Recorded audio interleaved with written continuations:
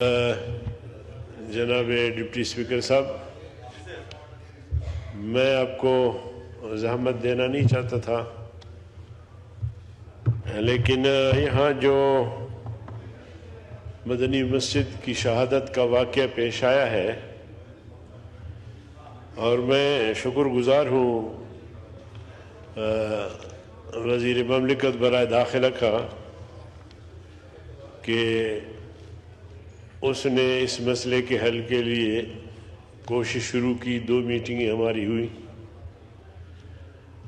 اور وہ پھر آج میں ان کو سن رہا تھا جو مدنی مسجد کی شہادت پہ وہ کچھ فرما رہے تھے، تو میں نے بھی مناسب سمجھا کہ میں اس حوالے سے تھوڑی سی وضاحت کروں۔ جناب ڈپٹی اسپیکر صاحب، مسئلہ یہ ہے کہ میں سمجھتا ہوں کہ منسٹر صاحب کو اسلام آباد انتظامیہ نے غلط گائیڈ کیا ہے۔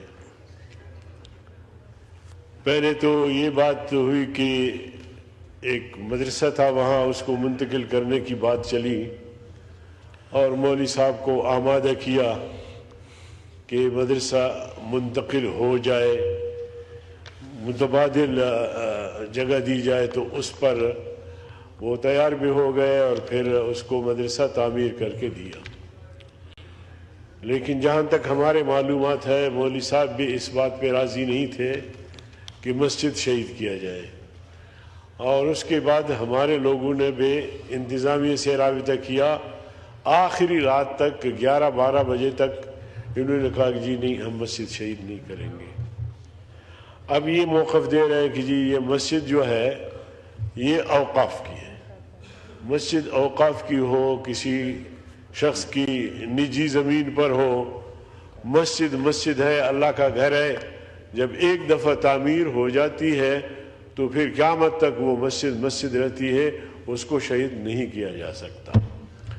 تو اس لیے انہوں نے شاید غلط گائیڈ کیا کہ جی مولوی صاحب بھی راضی ہو گئے، مسجد بھی چونکہ اوقاف کی تھی تو اس لیے مسجد کو بھی شہید کیا گیا، اور پھر راتوں رات شہید کر کے اور وہاں پودے درخت لگا دیے گئے۔ تو یہ کم از کم ایک اسلامی ریاست میں، پاکستان میں، یہ ہرگز نہیں ہونا چاہیے۔ اور اگر ہندوستان میں بابری مسجد پر ہندو حملہ کرتے ہیں، اس کو شہید کرتے ہیں، جج بھی ہندو ہیں اور جج فیصلے دیتے ہیں، اور اس کی روشنی میں یہ کچھ ہوتا ہے، تو ہم آسمان سر پہ اٹھاتے ہیں۔ یہاں پاکستان میں ملک بھر میں ہمارے مظاہرے رہے، جلسے جلوس، ہندوستان کی ہم نے مذمت کی۔ اور اگر پاکستان وہ بھی اسلام آباد میں، اور ریاست کے جو ہے وہ بالکل چھتری کے نیچے اگر اس طرح کا اقدام اٹھایا جائے گا تو یہ ناقابل برداشت ہوگا۔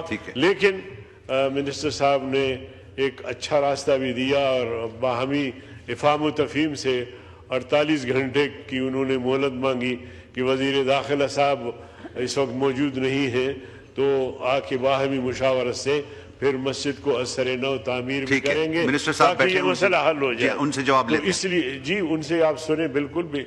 تو میں چاہتا ہوں کہ اس وقت مسئلہ ان کے اور ہمارے ہاتھ میں ہے، ہم اس مسئلے کو حل کر سکتے ہیں، لیکن اگر اس میں طوالت اور اس کو ہم لمبا کھینچیں گے تو آپ یقین جانیے پھر لال مسجد جیسا حادثہ رونما ہو سکتا ہے۔ تو کل بھی میں نے ان کی خدمت میں گزارش کی، اور وہ بھی اس کی حساسیت کو، اس کی اہمیت کو سمجھتے ہیں، اور کل بھی ہزاروں لوگ تھے۔